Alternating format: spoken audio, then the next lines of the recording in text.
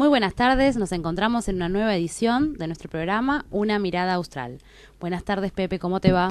Hola Erika, qué lindo cumpleaños que pasamos con vos y con todos los compañeros esperanzados en estos momentos de zozobra, pero es como decía Holderlin, es en el momento del peligro extremo cuando la esperanza crece, y verdaderamente lo sentimos así en esa hermosa reunión que tuvimos. Gracias por estar nuevamente en el programa. Sí, la verdad que ha sido gratos momentos y imagino que muchos compañeros del Movimiento Nacional se están congregando, se están encontrando para empezar a esbozar, ¿no?, nuevas formas que debe tomar nuestro movimiento para definitivamente lograr aquellos anhelos que tanto conservamos, que tanto tenemos y que parece que nunca pueden realizarse. En torno a eso, en el programa de hoy vamos a compartir una entrevista telefónica, porque no pudo venir al programa, con un pilar del movimiento nacional, que es Gabriel Lavaqué. Gabriel fue, principalmente, y los peronistas lo conocemos por su desempeño en el último gobierno peronista, y su actuación posterior, cuando todos sabemos que el golpe militar del 24 de marzo de 76 encarcela a la presidente de aquel momento, Isabel Perón, la llevan a un barco donde ahí están detenidos muchos funcionarios, y luego al sur también está presa allí.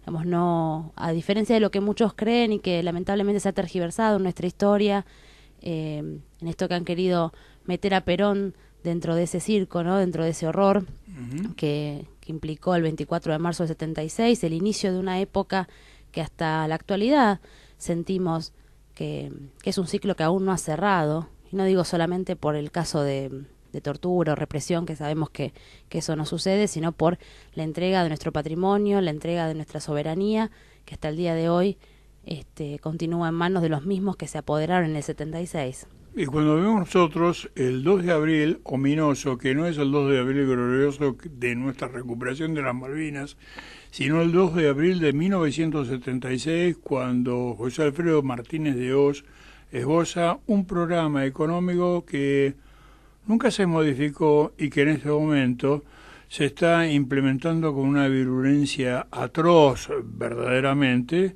Tengamos en cuenta que la ley de entidades financieras nunca fue modificada. De esto habló bastante nuestro invitado de hoy, que ya se va a referir, que es Gabriel Lavaqué, y estoy recordando de los tantos, porque aparte es un intelectual. Hoy estaba repasando algunos libros de él. Uno lo fui a buscar al estudio cerca, queda del Instituto Juan Manuel de Rosas, ahí en la calle Tucumán, Beni Perón, pero fundamentalmente uno que es maravilloso porque es una contestación a un programa que se aplica actualmente, porque es un programa, un libro que se llamaba Manual del Perfecto Idiota Latinoamericano, que lo escriben 4 gusanitos, entre ellos uno que es el hijo de Vargas Llosa, obviamente un portador de apellido sin el talento de Vargas Llosa, que con las condiciones bravas que tiene, por lo menos escribía bien, y yo puedo recordar varios libros de él. Y él le contesta una radiografía de 5 perfectos imbéciles latinoamericanos, porque lo pone también a Mario Vargas Llosa padre. Y va desmontando y destazando, creo que ese es el término, todos los mitos que aplicaron en la cabeza, no solamente los argentinos, sino los iberoamericanos en general, como nuestra imposibilidad crónica para ser países soberanos, dado la herencia maldita que tenemos de la raza hispánica, es decir, la leyenda negra, y montones de cuestiones más. Después le vamos a preguntar a Juan Gabriel por qué no reedita ese libro, porque tiene una actualidad verdaderamente formidable. Es interesante lo que vos decís, la absoluta lealtad peronista que tuvo y la compañía que tuvo con Isabel Perón. Ella estaba detenida en Almesidor en momentos muy bravos, muy bravos, muy, muy bravos. Ella fue la primera presidenta de la Nación Argentina, porque así le correspondía después de la muerte del general, con qué dignidad la llevó, y qué importante es su silencio de ella en este momento, jamás habló, y qué importante es la lealtad que tuvo Juan Gabriel, porque no me acusen de nazi, pero recuerdo una frase que decía, mi honor se llama lealtad.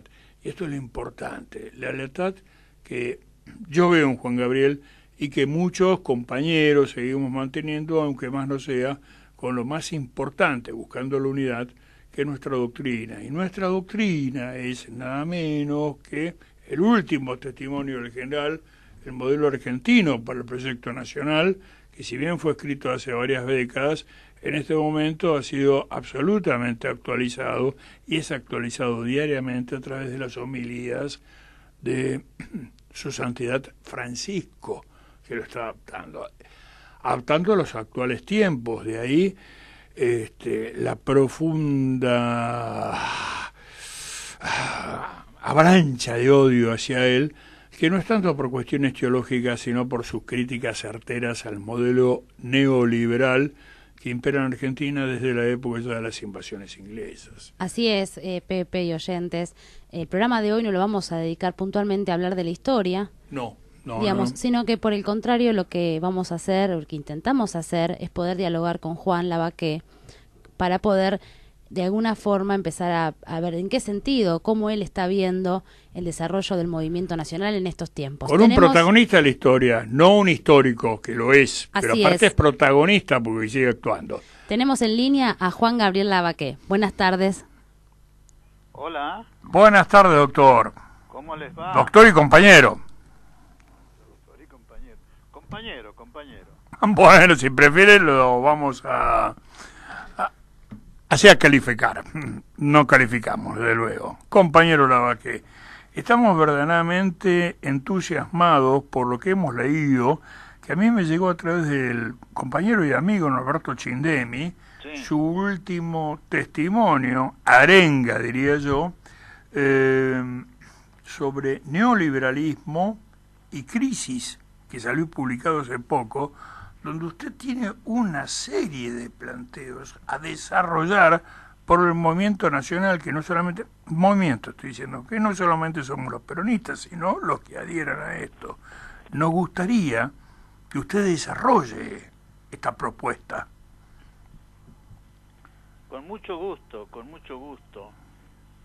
usted se refiere a un mensaje mío, ¿no? Sí, exactamente, que salió publicado hace 3 días. Neoliberalismo y crisis, donde usted hace un diagnóstico de lo que está sucediendo en este momento y cuáles serían las medidas que tendría que tomar el movimiento nacional. Sí. Ya sé a lo que se refiere usted, porque eso fue, me parece que a fines de agosto, ¿no? Sí, hacia fines de agosto. Y queda claro que Norberto Chindemi lo volvió a publicar ahora, pero sigue teniendo una actualidad pasmosa, verdaderamente. Bueno, me alegro mucho. Sí, porque lo hemos compartido con muchos compañeros y lo hemos debatido en varios encuentros. Pero me gustaría que usted lo desarrolle acá en el programa para mucha gente que no lo conoció. Lo escuchamos atentamente. Yo parto de la base de que el peronismo está sufriendo una crisis de identidad. Por supuesto que la crisis es también moral, es política, es ideológica, se ha claudicado mucho, pero lo que nos tiene más desorientados es que, seguramente, mire, acá lo creo haberlo encontrado, nuestra identidad política es la que definió Perón, y ahí fue, exactamente, sí es esta. Sí, esto es del 29 de agosto, final de agosto, sí. Para mí el tema es que la gran confusión que hay entre la dirigencia peronista es cuál es hoy el pensamiento de Perón que puede seguir vigente, que se puede uno tomar como bandera para proponerlo en un proyecto político, concretamente. Llámele usted modelo argentino para el proyecto nacional o propuesta política para 2019, no varía mucho, siempre vamos a estar en la misma tesitura. Y ahí sí aprovecho a recordar cuáles son los fundamentos filosóficos del peronismo, o sea, las primeras razones, para usar el término que usan los filósofos, como materia de sus meditaciones, meditan sobre los primeros principios de las cosas, las primeras razones de todas nuestras posiciones en la vida. Y las primeras razones, los primeros principios que fundamentan el peronismo están definidos muy nítidamente por Perón. Lo ha dicho varias veces y con mucho énfasis, y lo repitió en su famoso discurso ante la Asamblea Legislativa del 1 de mayo del 74, cuando lo que se llamó de ahí en adelante el modelo argentino para el proyecto nacional de Perón. Sí, lo recuerdo. Claro. ¿Y qué son? Para decirlo con las palabras exactas de Perón, que el peronismo es un movimiento nacional y popular, profundamente humanista y profundamente cristiano. Esto que para muchos politólogos nacionales y extranjeros, especialmente de lo que ellos mismos llaman el primer mundo, Europa y Estados Unidos, es una obviedad, como dicen ellos, es un infantilismo, son cosas muy superficiales, es simplemente lo más profundo que se ha dicho en política en el siglo XX como definición de una posición política. Es decir, no se trata de armar un movimiento, dijo Perón, copiando o elaborando, inventando, si usted quiere, ideologías en un gabinete intelectual, en una universidad, en un escritorio, ya sea en Londres, en París, en Frankfurt, o desde la cárcel como Gramsci, ¿no? En la cárcel de Milán.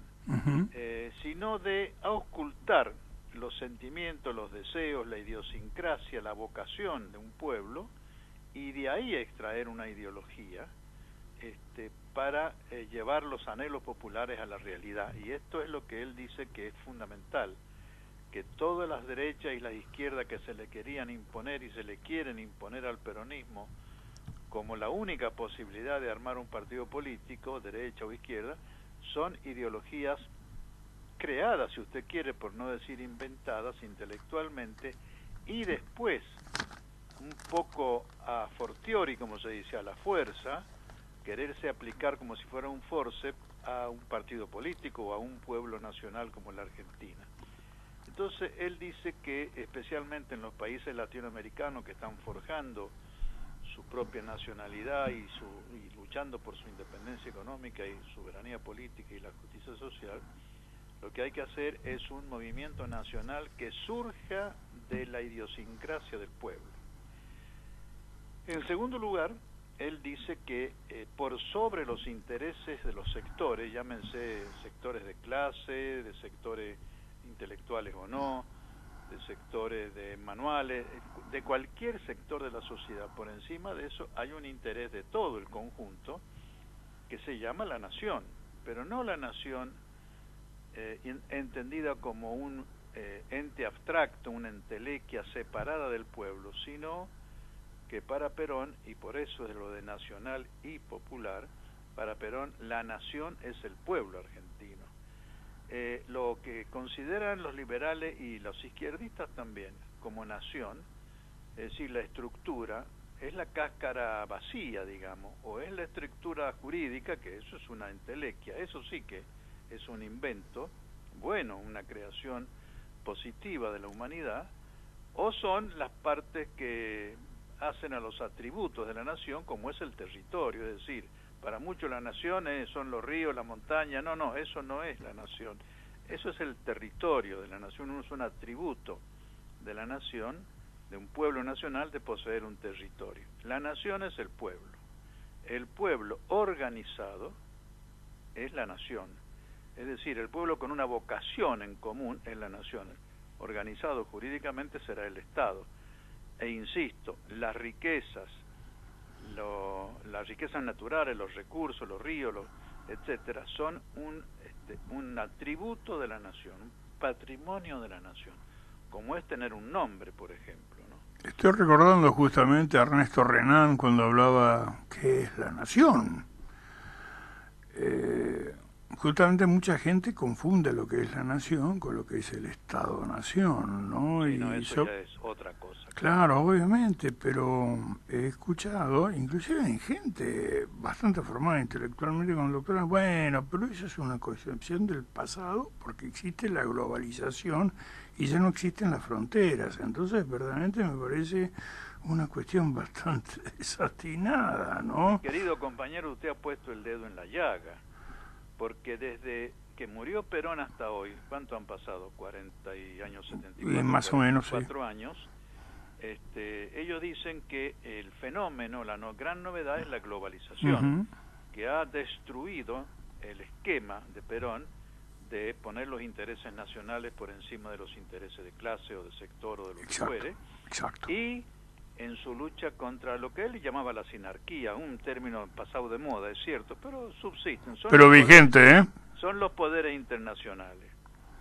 No me van a decir que el grupo de Bilderberg no es un poder internacional apátrida. No quieren las patrias, las naciones, porque lo que quieren es el dominio plutocrático del dinero. Ellos tienen el control del dinero en todo el mundo y quieren gobernar ellos desde una central que seguramente están pensando en Londres o en Nueva York o en alguna de estas centrales de la piratería financiera. De hecho, nuestro presidente nos juró por la patria, y eso no es inocente. Nuestro presidente es porque no cree en la patria. Es el típico caso de un hombre de la globalización. Exacto. Eso esperaba que usted lo dijera. No tiene idea de lo que es la historia nacional y lo que es el sustrato histórico del movimiento nacional, porque esto es lo otro que Perón lo explica con absoluta claridad. El movimiento nacional y popular no nace en la Argentina con Perón. Perón lo organiza como doctrina coherente, completa, lo organiza como movimiento popular, como herramienta política de poder político concretamente, pero no nace con él.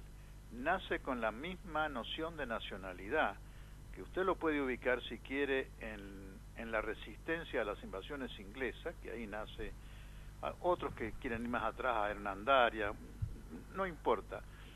Concretamente en la Argentina creo que hay que tomar como hito fundacional de nuestro espíritu nacional, de cohesión nacional, la defensa de nuestra independencia frente a Inglaterra en las 2 invasiones inglesas. Bueno, nace el ejército el 29 de mayo, justamente. Claro. Nace el ejército, ¿no? Con los patricios, regimiento de blandengues, bueno, no vamos a hablar de los cuerpos, ¿no? Pero es el pueblo en armas. Sí. Nació en armas, de lo cual también habló Perón, ¿no? Eso. No intervino la corona británica como tal, no intervino el virrey, al margen de las consideraciones que se tengan de por qué se fue a Córdoba. Al margen, pero no intervino ni siquiera la corona en la propia española, fue el pueblo que se organizó y se armó. Fue muy claro eso.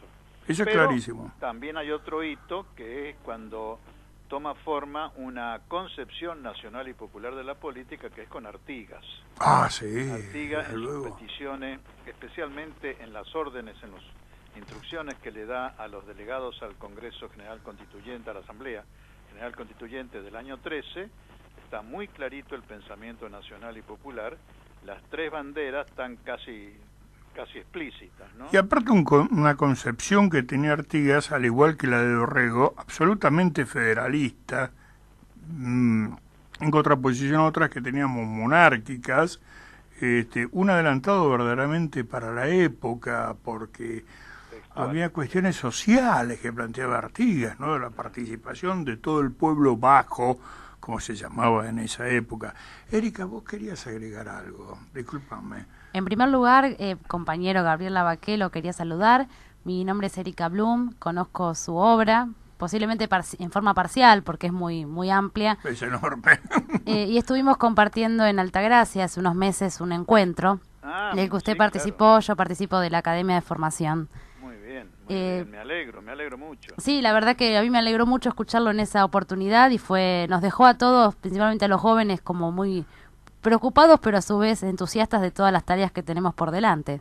Me alegro. Me parece muy interesante lo que planteaba al principio respecto a estas categorías y estas concepciones, ¿no?, que debemos tener los peronistas o los miembros del movimiento nacional, que en algún punto van a contrapelo de lo que es la academia, ¿no?, la universidad y las ideologías que allí se expresan. Porque sí. esta expresión que usted dice y que sostenemos, digamos, y que en algún punto yo trabajo en la revista Hechos e Ideas y constantemente lo mencionamos como fundamental, de que nuestra doctrina no es una ideología que se construye en un laboratorio de sociología o en una pequeña observación de un trabajo de campo, sino que es justamente ese sentir, ese fervor popular que se transforma en una práctica política. Totalmente de acuerdo. Perón tiene una frase muy interesante en alguno de sus discursos: yo no he creado la doctrina He interpretado. nacional. Yo he interpretado al pueblo. Exacto. En lo que quería, y de ahí surgió la doctrina nacional. Y de ahí deviene el éxito. Claro, ¿no? Digamos, de ahí deviene el éxito, porque en definitiva hoy observamos qué sucede en el mundo occidental y esas ideologías construidas por grandes intelectuales llevaron completamente al fracaso y terminaron en lo que generalmente el pensamiento y la práctica de la política occidental termina, que es en guerras. Mire, yo insisto mucho en eso, porque estamos en una época, con el pretexto de la globalización, de toda esta historia, y ayudados por una mentalidad neo-marxista, porque hay tantos neomarxistas que hay que repetirlo varias sí. veces al prefijo, ¿no? Exacto. Que es la de Anthony Negri y Hart. Exacto. Negri y Hart han escrito el famoso libro Imperio, que después fue seguido por un segundo libro, La Multitud o Multitud, en donde sostienen que, desaparecida la Unión Soviética y fracasado el experimento clasista comunista en 1989 al 91, no queda otra que esperar que la multitud haga surgir algo nuevo, y por eso el segundo libro se llama Multitud, porque si no, dice textualmente, caeríamos de nuevo en lo peor que podríamos esperar, que es en la reivindicación de la nación. Escuche usted eso. Exacto. Lo dicen textualmente en su primer libro, en Imperio. Exacto. Y este es el problema de todos los neomarxismos, todo, hasta el que practicó el cristinismo o el kirchnerismo, muy superficialmente, que es el de Chantal Mouffe y de su esposo, el argentino, educado, criado, fomentado, financiado y formateado en Inglaterra, Ernesto Laclau. Es más, podríamos decir que no es argentino, es un señor que nació acá. Nació acá, claro, y muy jovencito, raro, le dieron una beca para, me parece que para el colegio preuniversitario, o ya directamente en la universidad, o ya era académico, no lo recuerdo bien, pero era muy joven y se fue allá, pues se puso de novio y se casó con Chantal Mouffe, y de ahí vino la adoración que tenía el kirchnerismo.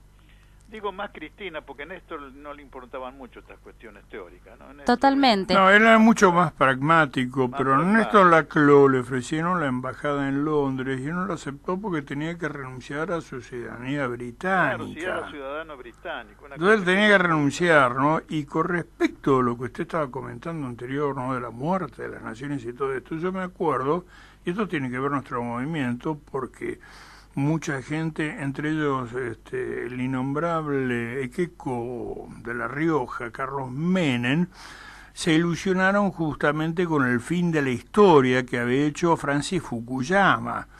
Claro, él estaba con el fin de la historia hasta que le explota Medio Oriente y dijo, bueno, sí, las naciones todavía sigue siendo persistencia, etcétera, etcétera. Usted se ríe porque usted se ha reído muchos artículos de todo esto, pero me acuerdo que el fin de la historia fue algo que estaba en boca de todos estos analistas de pacotilla que en este momento pululan por los medios, ¿no? Lamentablemente gente como usted no tiene de micrófono. Sí. No, claro. Yo me río porque siempre me lo tomé un poco en solfa. Y que no había otra. Claro, lo de Fukuyama no tiene ninguna seriedad. No tiene asidero. No, es una superficialidad. Lo manosea Hegel, lo interpreta a su manera. Es un típico norteamericano, a pesar de que es de origen japonés, pero tiene... Sí, pero es un yanqui. Está, como dirían los pibes, formateado justamente. Claro, como que su primer artículo, no el libro, el artículo que él escribe, lo escribe en Foreign Affairs En Foreign Affairs, sí. Del Consejo de Relaciones Exteriores. Y me recuerdo... Recuerdo haberlo leído, ¿no? Porque de última, más coherente, inclusive coherente con todo su origen, ¿no? Era Samuel Huntington, cuando habla justamente de este conflicto de civilizaciones. Sí, el choque de civilizaciones. Exacto, el conflicto del choque de civilizaciones. Más documentado, un poco más profundo. Más claro, ese ya era más formateado, era más bravo, y más coherente inclusive, ¿no? Y en el choque de la civilización, ni siquiera nosotros, a Iberoamérica, nos considera como una civilización, que de hecho lo somos desde un punto de vista inclusive hasta antropológico. Pero en fin, no nos podemos rebajar tampoco a discutir eso, porque nosotros no tenemos nada que discutir, porque tenemos algo que usted lo acaba de decir, compañero Lavaque. Nosotros tenemos una doctrina formidable. Seguramente. Pero una doctrina formidable que en cierta forma la trasluce, Francisco, muchas veces a través de eso. No estoy diciendo que el Papa sea peronista, por favor. Estoy diciendo otras cosas, que él interpreta perfectamente de que hay un pensamiento que es la tercera posición. Yo recuerdo a alguien que usted lo habrá conocido, Salvador Ferla, cuando él escribe justamente la tercera posición ideológica o apreciaciones sobre el retorno de Perón. Tengo ese libro, sí. Yo lo tengo educado justamente, digamos mi padre, ¿no? Bueno, y él plantea, bueno, ¿qué es la tercera posición? Porque después dicen, la tercera posición es el tercer mundo, y el tercer mundo, como dice Sebrelli, es un mito burgués. No tiene nada que ver el tercer mundo con la tercera posición, que después la quisieron agarrar con la tercera vía de Tony Blair, porque son predigitadores estos muchachos. Lo que pasa es que ahí ya la confusión es tremenda, ¿no? Porque el tercer mundo es un término derivado de la sociología que describe Exacto. la realidad. Hay un tercer mundo. Sí. La tercera posición es una posición doctrinaria, Claro. que sin duda tiene una traducción política en el no alineamiento entre las dos superpotencias de aquel entonces, pero no surge como una posición política coyuntural, sino como una posición ideológica entre el liberalismo individualista y el colectivismo marxista. Pero que inclusive le intentó hacer de Gaulle cuando él plantea, justamente se va de la OTAN y dice, bueno, Europa no tiene nada que ver ni con este bloque soviético, ni con el bloque atlantista, que es Inglaterra, la isla, con Estados Unidos, ¿no? No, de eso yo creo que, bueno, hoy en día ya pocos dudan de la seriedad del planteo de Perón en ese aspecto. Tan es así, el año pasado, a fin del año pasado, principio de llegó a Buenos Aires un libro, el último libro de Alain Touraine, ¿Ah, sí? el francés. Sí. El libro se llama El siglo de Perón. Empecemos por el nombre, ¿no? En donde este hombre reconoce que si bien el peronismo es un populismo, una demagogia, Sí, ya lo sabemos. Sí. Le tira todo el estiércol que puede a Perón, pero hay que reconocer, dice, que después de 70 años, y a pesar de las persecuciones, de los golpes de Estado, de tantas cosas que ha sufrido el peronismo, sigue vigente en el pueblo argentino y por lo tanto es un fenómeno político y social, sociológico, digno de ser estudiado.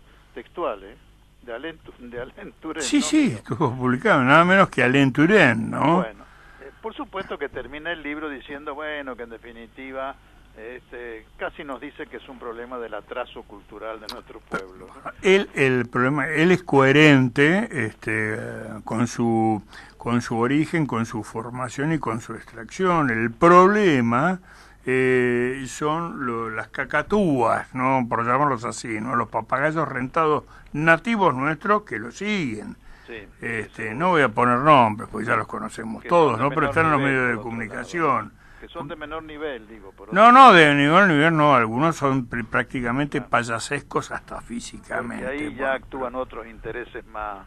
Pero eso, pequeños, más es el café con leche. Pero yo me quisiera referir, A ver. Pepe, el postulado de Perón tiene los 4 adjetivos, ¿no? O tomados como adjetivos: nacional, popular, humanista y cristiano. Cristiano, sí. Porque en esto creo que se ha hecho poca investigación histórica.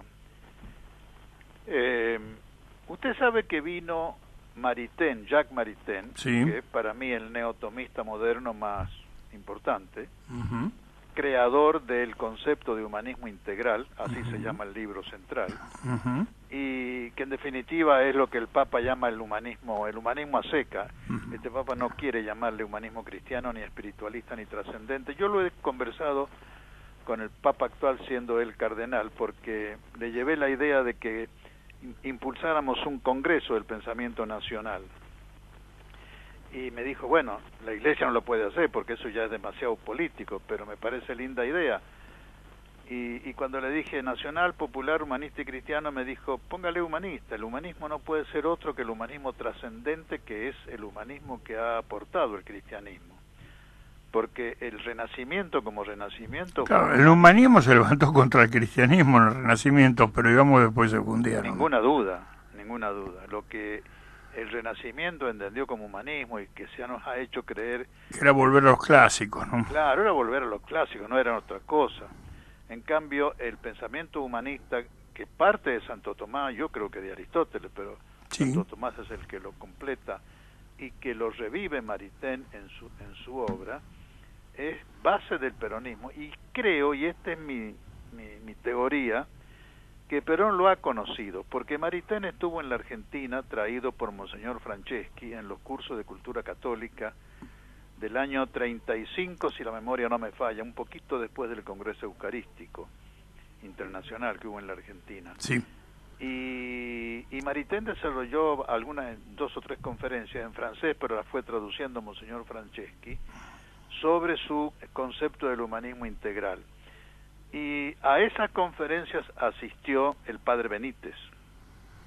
Y el padre Benítez colaboró con Monseñor Franceschi en la publicación de aquella conferencia, y ya sabemos la influencia espiritual e intelectual que tuvo el padre Benítez sobre Perón y Evita. Hernán Benítez sobre Evita fue, bueno, era su confesor. Era su confesor. Era directamente la pucha. Así que a mí no me extraña que haya un vaso comunicante entre el pensamiento del neotomismo cristiano, el neotomismo, con el concepto de humanismo espiritual o trascendente, espiritualista o trascendente, y el pensamiento de Perón cuando dice somos un movimiento nacional y popular humanista y cristiano. También hay que tener en... Perdón, sí, querida. No, sumar a eso la participación de los neotomistas en el Congreso del 49. Bueno, a eso iba, ¿no? En el Congreso de Filosofía, Perón es clarísimo ahí. Claro. Y ese discurso que pronuncia Perón en el 49 también tuvo inspiración importante en el padre Benítez y participación Totalmente. Importante. Razón de más para afirmar lo que yo digo, ¿no? Claro. De modo tal que nosotros somos, de una u otra manera, recipiendarios de una tradición cultural de humanismo cristiano, de humanismo espiritualista trascendente, simultáneamente que, y aquí sí me precio de ser peronista y de decirlo, de inventores en el mundo, postuladores como primicia mundial, de un concepto de nación popular, de nación de pueblo, no de nación esqueleto jurídico o de nación riquezas naturales. Es decir, el pueblo nacionalmente organizado, el pueblo con sentido de permanencia como grupo humano que acepta un pasado común, que acepta una vida en común en el presente y que trabaja por un proyecto en común para el futuro. Esto es el resumen del pensamiento peronista, Pepe, para mí, ¿no? Sí, que justamente es la antítesis de cierto nacionalismo aristocrático, mal llamado así, ¿no? Que tuvo grandes exponentes, como fueron los Ibarburen, los Irasustas, todo esto, pero justamente el que le da encarnadura popular a ese nacionalismo, también planteado por estos honestísimos intelectuales, y tan argentinos como lo fueron, pero le da encarnadura popular la patria, claro. Es el pueblo, porque puede haber un país, digamos, un pueblo sin patria, como fue el pueblo judío, que recién ahora lo tiene, pero no puede existir un país sin pueblo, y eso no lo entendieron muchísimos, ¿no? Y algunos que terminaron como cierto, entre comillas lo estoy diciendo, nacionalismo católico, y me refiero a los degenerados, y digo degenerados porque perdieron su género, que pintaban un crucifijo en las toberas asesinas del bombardeo de Plaza de Mayo. Lo que sucede también, doctor, para ser honesto, ¿no? No soy doctor. Ya doctoría en lugar de decirle Pepe o compañero, ¿no? Gracias. Gracias, prefiero eso. También hay que ponerse en la época en que le tocó. No, desde luego, porque si no entendemos nada, hay que ver el contexto. Los hermanos Irasusta escribieron su obra historiográfica de primer nivel, de revisionismo histórico, simultáneamente que Charles Maurras publicaba sus primeros trabajos nacionalistas, elitistas, en Francia. Lo entiendo perfectamente y hablo de la honestidad intelectual y personal de los hermanos Irasusta. No puedo decir que leí las obras completas, pero solamente leer la historia de Rosas a través de su correspondencia, 6 volúmenes. Eso Julio Irasusta sabía cómo pensaba Rosas hasta cuando dormía. Tuve el honor, la dicha, siendo muy pequeño, de conocerlo personalmente, y sabía con la pobreza franciscana con la que vivía. Eran tipos de una honestidad intelectual y personal formidable. Lamentablemente no estuvieron de nuestro lado, pero sí vino José María Rosa, nieto nada menos que de un ministro de Roca, de vieja rambambe, no diría oligárquica, no me gusta decir. En el caso de él era patricio, que no es oligarca, que era patricio, y que se dio cuenta, bueno, la nación es el pueblo, es lo que está usted diciendo. Si no hay encarnadura popular, no hay nación posible. Y eso es Roma. Roma es la suburra y es el palatino, son las dos cosas, son los patricios y también son los plebeyos, si no, no se entiende Roma. Perdón, lo estoy interrumpiendo. No, en ese punto quería interrumpirlo, quería agregar un bocadillo, digamos. Lo escuchamos. Porque Perón tiene una suerte especial también. No va a Europa en la época de Charles Maurras, ni de Primo de Rivera. Ah, es verdad. Va en la época en que los movimientos populares estaban desbordando la política debido al ambiente prebélico y a la guerra misma. Perón es un testigo privilegiado, sí, le dio un cargo diplomático en la embajada en Roma, como agregado militar, y observa el fascismo, movimiento popular, le guste o no le guste a los otros, que después degenere en un estatismo de terror es otra cosa. No, pero que fue popular, bueno, eso ni se discute, porque si no estamos, fue absolutamente popular, y obviamente nacional. Y él se da cuenta de los errores de Hitler al hacer una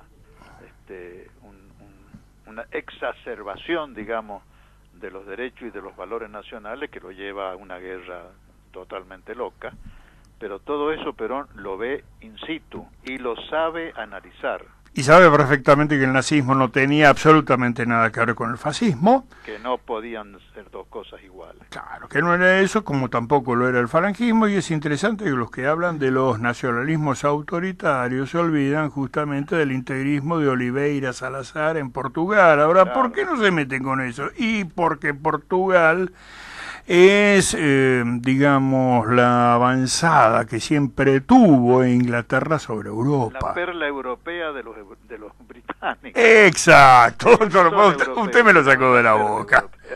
Y que fue el último colonialismo, porque la descolonización del África portuguesa fue prácticamente en el 73, cuando nosotros retomamos, el Movimiento Nacional Justicialista, claro. Nuestro gobierno, el tercer gobierno... Para mí, el tercer gobierno peronista. Lo que vino después es otra cosa. No estoy hablando mal de lo que vino, pero el tercero fue el de Perón, ¿no? ¿Cuál es el tercero para usted? El de Perón, hasta su muerte. Bueno, yo le he titulado a mi libro, que relato mi experiencia. Porque es justamente todo el último testimonio que deja él. Después de 18 años, y como decía Caldo Desbella, 18 años en el exilio, Pepe, es una vida, y él vuelve acá, y no deja, no solamente el plan trienal, viene con el testimonio de buscar la unión de todos los argentinos, el modelo argentino. Él ya veía viendo hasta las cuestiones ambientales, que las plantea en la Laudato del Papa, pero ya las veía Perón porque había visto los desarrollos del Club de Roma, de los límites del crecimiento. Era un hombre que se adelantaba, porque era un estadista. El discurso de Perón para las juventudes fue del año 71. Sí, del 71, y que tiene una actualidad, la gran 7. Bueno, yo me alegro muchísimo de esta coincidencia, no esperaba otra cosa. Porque bueno, me alegro. También. Pero esta es la genialidad de Perón, creo yo. Fue un observador lúcido, desapasionado, práctico, de la realidad que nacía en el planeta en la posguerra segunda. Y la realidad para la Argentina. No ha habido otro observador de esta calidad y de esta envergadura en el mundo. Porque De Gaulle no ha dejado obra doctrinaria escrita. ha seguido lineamientos políticos, pero De Gaulle fue un conductor político estricto, no fue un doctrinario y no dejó estrategias para el futuro para Francia. Tampoco lo fue Josip Broz, más conocido como Tito, el que consiguió justamente una tercera posición en Yugoslavia, ¿no? No lo fueron. No lo fueron. El que verdaderamente, y esto se dan cuenta el imperio justamente, que son más de 40 tomas, es Perón, que deja verdaderamente una doctrina, y hay que volver a leer, lo estoy diciendo yo a mis compañeros y a muchachos más jóvenes que yo, lo que significa la comunidad organizada, no es un manual, es una concepción de la sociedad, inclusive de la vida. Vos ibas a agregar algo. Es una concepción de la vida. Es una concepción de la vida. Erika, disculpa que te tengo media amordazada. ¿Tenés una ganas de charlar con el compañero? No, para agregar a esto, me parece que la idea de Perón se sintetiza en la idea de filósofo conductor. Exacto. Gabriel, para... Es un griego. Exacto. Es un griego. Estamos finalizando el programa y quería aprovechar estos minutos para consultarte, para indagar respecto a lo que nos estuviste contando en aquel encuentro sobre cuál es la situación de... Me voy un poco de tema, pero ¿qué hace a este tema? ¿Cuál es la situación de la Patagonia Argentina, del territorio, los problemas reales que hoy tiene la Argentina, que además de no tener a este conductor que nos contenga y que nos proyecte en un modelo nacional, tenemos graves problemas que la dirigencia política no está atendiendo y que no está contemplando en sus plataformas? Sí. Yo en los últimos años me he dedicado mucho a actualizar mis conocimientos y mi información sobre los planteos geopolíticos, o sea, la política vista desde la influencia que tiene el territorio en un proyecto político, en una propuesta política. Y noto que en la Argentina tenemos dos zonas que son decisivas para nuestro futuro y que deberían ser encaradas simultáneamente las dos con una estrategia adecuada. Las dos son, como decía recién, propuestas geopolíticas. Una es un poquito más que el Mercosur, que es la Cuenca del Plata. Yo creo que la Cuenca del Plata nosotros no la hemos estudiado y mucho menos considerado políticamente en toda su importancia. Pero el Río de la Plata nace en Brasil, bien al norte, arriba del Río de la Plata, o sea, arriba del nacimiento de lo que son los primeros afluentes del Paraná, del Plata, etcétera, solamente está la cuenca del Orinoco y después viene lo nuestro, bueno, el Amazonas también, por supuesto, pero de ahí para abajo, y incluida Bolivia y la influencia que tiene sobre el Alto Perú, digamos, el altiplano y compañía, la cuenca del Plata es la perla de la Argentina en el norte, del norte argentino, porque el país recipiendario de las aguas es el país que las puede manejar bien y es el país que en definitiva las aprovecha mejor como influencia política de este fenómeno hídrico, digamos, territorio más río. Creo que hay que tener una estrategia muy especial, al margen del valor del acuífero guaraní, etcétera, ¿no? El valor geopolítico de la Cuenca del Plata es tremendo y está muy poco estudiado. Pero después se ha agregado algo que ha estado en los planes de muchos países, pero simplemente como cosa del futuro, y es lo que yo llamo la zona geopolítica del Atlántico Sur, que no es solamente Atlántico, es territorio, y ese territorio que forma parte del Atlántico Sur, en el hemisferio occidental me refiero, es la Patagonia. La Patagonia y su prolongación en las Islas Malvinas, Georgias y Sandwich, hasta la Antártida incluida, forma junto con el Océano Atlántico Sur, concretamente, lo que yo llamo la zona geopolítica del Atlántico Sur, que va desde el límite norte de la Patagonia, es decir, sur de la provincia de Buenos Aires, de Córdoba y de Mendoza, hasta el Polo Sur. Nosotros deberíamos considerar esta inmensa zona, inmensa, son aproximadamente 7,5 millones de kilómetros cuadrados, como un todo geopolítico en cuanto a su desarrollo y aprovechamiento. Sobre todo luego de que en 2016 se ha completado el reconocimiento de la CONVEMAR, la Convención de Naciones Unidas para los Intereses del Mar o Asuntos del Mar, y nos han reconocido 1.700.000 kilómetros de plataforma continental en donde ejercemos soberanía política y 4.600.000 kilómetros más en donde ejercemos el derecho exclusivo de explotación económica. Por supuesto que, lamentablemente, y por falta de una política estratégica adecuada para esta zona, no tenemos ni 5 botes a remo para defenderlo y poder explotarlo y cuidarlo de la depredación y del bandidaje de que es objeto no solamente por parte de Inglaterra, pero principalmente por parte de Inglaterra. De modo tal que la Patagonia, inmerso en ese enorme espacio geopolítico, es la que está a la cabeza de nuestros conflictos de futuro. Es decir, si hay una hipótesis de conflicto real para nuestras Fuerzas Armadas, que es mucho más que una hipótesis de conflicto en las Fuerzas Armadas, es, como digo, la gran estrategia de futuro, ese está en la Patagonia, incluida las Malvinas. Me estoy recordando justamente el mapa que inclusive está por ley de la Argentina bicontinental, y recuerdo en el momento de la guerra del 82, nuestra guerra de las Islas Malvinas y Islas del Atlántico Sur, todavía existía el bloque soviético, y le preguntan al presidente de la Academia de Ciencias de la Unión Soviética, no sé si era de Leningrado, ¿qué opinaba de esto? Y dijo, bueno, pero la guerra de las Malvinas no fue una guerra. Eso fue la primera batalla de la futura guerra mundial que va a existir. Y me dice, ¿cómo? ¿Entre Occidente y Oriente? No. La futura guerra va a ser por los recursos naturales de la Antártida. Y estoy diciendo esto en el 82. Y eso se está perfilando en este mundo, en este momento. Si vamos a creer que Inglaterra movilizó semejante flota, claro, por los deseos de 3.000 borrachos cuando tienen a gente marginal, todo esto, estamos locos. Ellos lo estaban haciendo por el control de los espacios subantárticos y aparte porque consideran que el territorio antártico, que ahora lo llaman Tierras de la Reina Isabel, depende de las Falkland Islands. Perdón, Gabriel, lo estoy diciendo porque algunos oyentes no lo tienen claro. Y usted ha escrito, vos, más o menos, yo ya me estoy acercando a una edad que no va a ser la cuarta, somos más o menos parecidos en edad, por eso te puedo tutear, pero muchos de los pibes 20, 30 años no tienen bastante en claro esto, y es interesante que el mapa ese bicontinental, yo lo hablaba el otro día con el general Brown, que fue director del colegio, y está dando el Colegio Militar de Nación, y está dando clases actualmente en la Universidad Nacional de Lanús, tendría que estar en todos los colegios, y no está.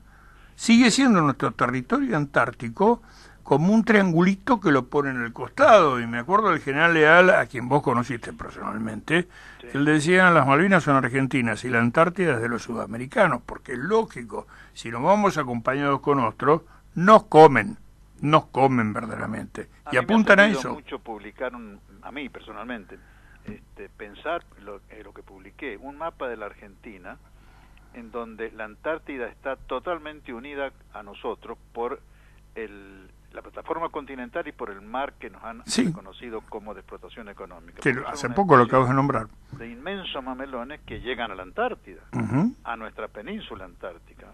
Y ojo que esto es lo otro que pocos analizan. La península antártica es la zona más importante de la Antártida y es netamente, totalmente Argentina, y una parte de ella pretendida por Chile, por lo cual esto de la Antártida sudamericana o los derechos sudamericanos sobre la Antártida es una cosa que nosotros tenemos que fomentar en forma muy concreta, especialmente una alianza con Chile para la explotación conjunta de la península antártica. Claro, eso lo llaman esa zona, esa península. Para nosotros es península de San Martín. Para ellos es península Higgins, pero para los ingleses todo, tanto nuestro reclamo como el de ellos, es justamente tierras de la reina Isabel, de la actual reina, no están hablando de Isabel I, de la actual reina. Sí, bueno, pero este gobierno, yo no sé si has leído algo de eso, ha abandonado una de las bases científicas. Absolutamente, sí, ya lo abandonó. Y se la ha cedido a Inglaterra. No solamente eso, sino que vamos a tener colaboración, entre comillas con los ingleses, en las bases argentinas, que fueron hechas con patrimonio público argentino, y que muchos las desarrolló un titán poco conocido, pues no se lo ha difundido, que fue el general Hernán Pujato, que pagó con el presidio en 1955 el golpe militar, Sí. creó 3 bases. Hernán Pujato fue un hombre que está enterrado, afortunadamente está enterrado, digo afortunadamente. Pero no vamos a morir todos, ¿no? Pero está enterrado en la Antártida y que llegó casi a los 100 años Hernán Pujato y afortunadamente tuvo los honores militares correspondientes. Pero esto fue toda una política que tuvo Perón, que inclusive está muy bien en un libro, La pugna antártica, que hizo... Te lo estaba por mencionar, porque es uno de los libros que he leído con más interés en los últimos años. Conocí al autor. Y ahí me entero, un muchacho joven, de la Universidad de Buenos Aires, yo me entero ahí que hubo casi enfrentamientos soterrados entre la Argentina e ingleses que quisieron desembarcar y que los bajamos, los corrimos a tiros. Así que Pablo bueno Fontana. que conozcas ese libro, ¿no? Pablo Fontana. Pablo Fontana, sí. Sí. Muchacho magnífico. Y ese libro no tuvo difusión, lamentablemente. Inclusive Ya él lleva- lo publicó ya lleva de 3 su años, bolsillo. 4 años. Se editó en el 14. Exacto. Él lo publicó de su bolsillo, a puro pulmón. Sí, sabía. Bueno, esto es la historia de la Argentina prácticamente. Yo me río cuando las dos hipótesis de conflicto que adopta la política exterior argentina, pero no solamente de Macri, el encuentro que organizó el CARI en el 2014 con asesores de política exterior de todos los candidatos presidenciales, llegaron a la conclusión que esos dos temas eran las dos hipótesis de conflicto que debían guiar nuestra política exterior: la lucha contra el narcotráfico en asociación con la DEA y la lucha contra el terrorismo internacional en asociación con el Ejército Sur de los Estados Unidos. Sí, pero eso viene hace rato, ya viene de la época de Menem, es decir, nuestra lucha con el narcotráfico o con la DEA se va a encargar de controlar, ustedes agarren esta porción de falopa porque el resto es nuestro, porque tenemos que dar a nuestro mercado interno. Pero esto viene hace rato. La falopa que manda su dinero para Wall Street y lo hace circular por Wall Street es buena. Eso es lo que no sabes vos. Claro, no sabemos todos nosotros. Claro. No, es vergonzoso. Pero que peronista, en una supina ignorancia de lo que realmente es el pensamiento de Perón y su proyección hacia todo esto que estamos hablando del Atlántico Sur, estén sosteniendo que las dos hipótesis de conflicto que importan en la Argentina sean la lucha contra el narcotráfico en asociación con la DEA y contra el terrorismo internacional con el Ejército Sur norteamericano. Es una cosa para llorar. Sí. La primera vez que se le planteó a Perón por parte de Eisenhower y John Foster Dulles la hipótesis de conflicto de la guerra revolucionaria y contrarrevolucionaria, es decir, la lucha contra el comunismo en definitiva. Sí. Perón fue la visita de Milton Eisenhower, el hermano del presidente, que vino a proponerle a Perón esta estrategia internacional, y Perón lo trató con la amabilidad del caso, con el respeto del caso, pero tomó la posición totalmente propia para la nación argentina. Y esto hoy es lo que se ha olvidado. Y cuando un país equivoca su planteo internacional, no tiene destino luego como país, como nación independiente. Así es, Gabriel, y qué sabio esto que vos decís, y la verdad que importante poder poner en agenda esos temas que son, que realmente hacen, y debemos darle respuesta desde el movimiento nacional, y siempre los temas a los que tenemos que darle respuestas tienen alguna explicación en la historia, esta historia oral, esta historia que se transmite entre los compañeros más grandes a los más jóvenes, porque lamentablemente tenemos dificultades muchas veces de documentar y de poder darle el valor que merecen las experiencias que hemos tenido y que han sido desarrolladas por nuestro movimiento.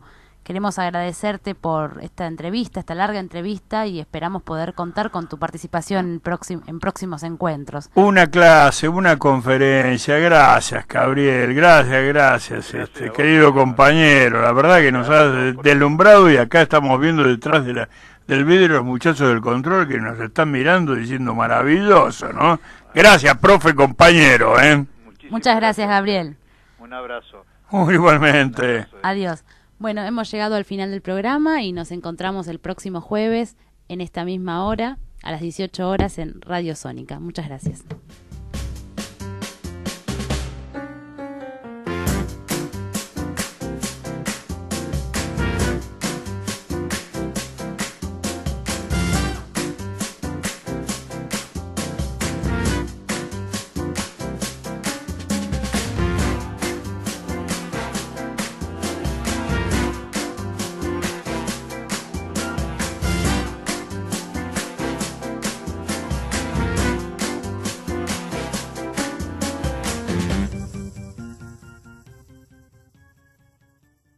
Desde Buenos Aires, Argentina, vía internet hacia todo el mundo, transmite la RZ. La RZ.